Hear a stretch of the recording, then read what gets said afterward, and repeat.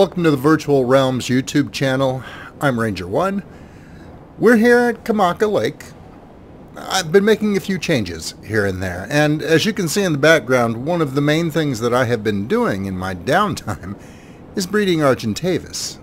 Those efforts have paid off, I think, pretty well, and I'll show you the finished results here shortly. I've made a few other changes around the compound, and I just kind of wanted to bring you up to date with a real quick video. Oh, right now we've got some inclement weather, so perhaps we'll head inside and I'll show you the results of my Argentavis breeding.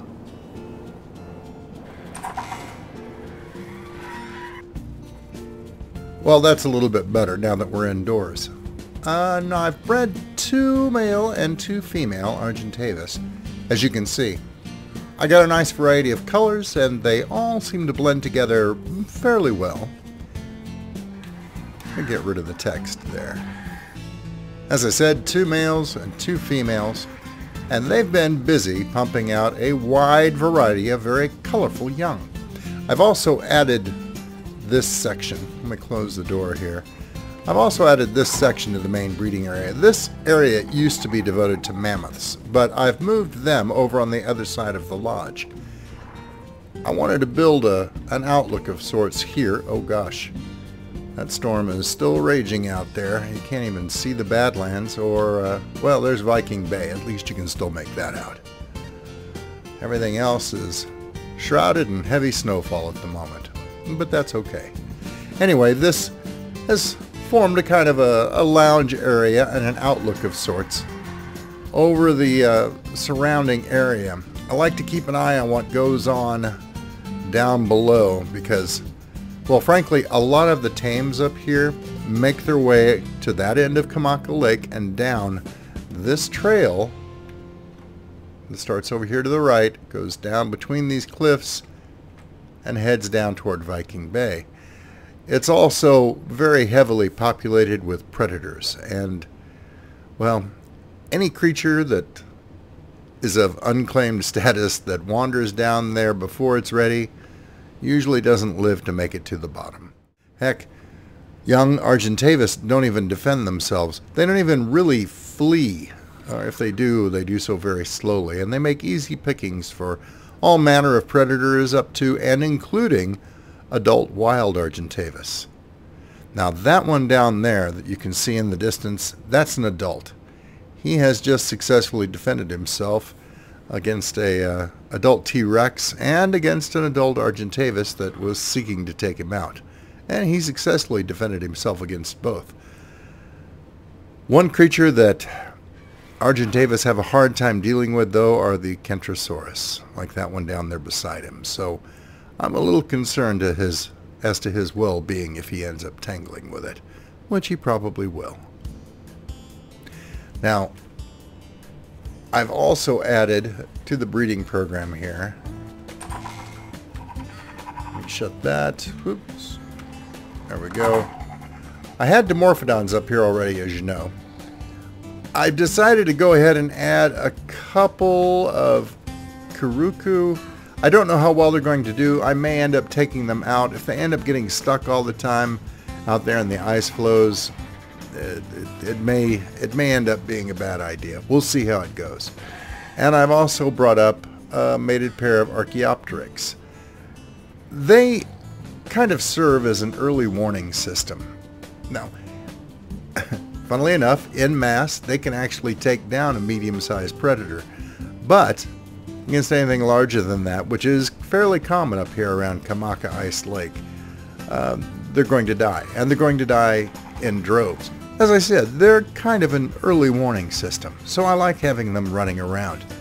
And considering they're usually natives of the redwoods, and the redwoods are also, or usually very close to either a very high or a very snowy area, I don't think it's too much of a stretch to have them up here. And if I decide it just isn't working out, well, they can always be withdrawn and put into one of the other habitats I have here around the Ragnarok map. Let me take a minute and give you a bird's eye view of the changes that I've made to the buildings here at Kamaka Lodge. Yes, this is a new Argentavis. One of the, well, it is the very first one that successfully survived all the way to adulthood without any intervention. Alright, first is the now Argentavis breeding facility that used to be the mammoth breeding facility. I've expanded it and lengthened it to give the Argentavis plenty of room to walk around. Tacked onto the end is a common breeding pen for the smaller species that I mentioned earlier. We'll see how that works out. I may end up separating them if it becomes too cluttered in there. And I've moved the mammoths down here to their own area. The 2 males are tethered in place. The 2 females are allowed to roam freely. I did have them all tethered in place, but, well, a mammoth's belly hangs pretty low, and the young tend to drop directly below the belly when they give birth. So the young can get stuck really, really easily. And leaving them tied off and tethered in one place to the hitching post and Structures Plus, well, that doesn't work out too well. Tagback TV has a great way of suspending the mammoths so that the babies drop free and clear, and I was doing something similar.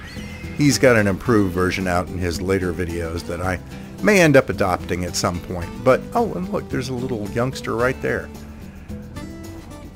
But I don't like leaving them stuck up in the air like that. It's just unnatural looking to have the mammoths suspended between some floors, and, well, I wanted to see if they do okay in here. And so far, they don't get stuck on anything. They linger near the males long enough to get impregnated, and they'll eventually work themselves out of that position, making small adjustments until they find an avenue of escape, which is nice. They didn't used to do that.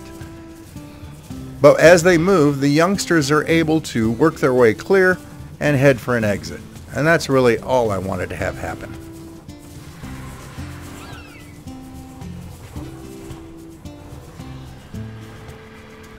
So that, in brief, is the rundown of what's been going on here at Kamaka Lake. I just wanted to bring you up to speed. I'm about to, well, I'll be expanding things a little bit more here as time goes by, but we may not make a whole series of that back to back. Instead, I'm kind of wanting to take a look at an area that is directly adjacent to Kamaka Lake. One that is unusual and really different from anything that I have done before. If we go over the waterfall here,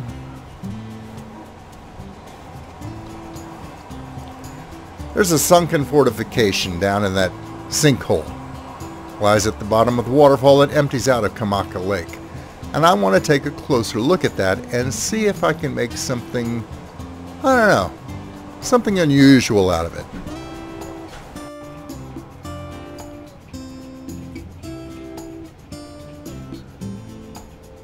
Any way you look at it, the view from here is pretty nice. And one reason why I wanted to at least try something here, this is, well, Kamaka Lake serves as the true head, but this is really the start of a system of lakes that cascade down in the general direction of Emerald Lake.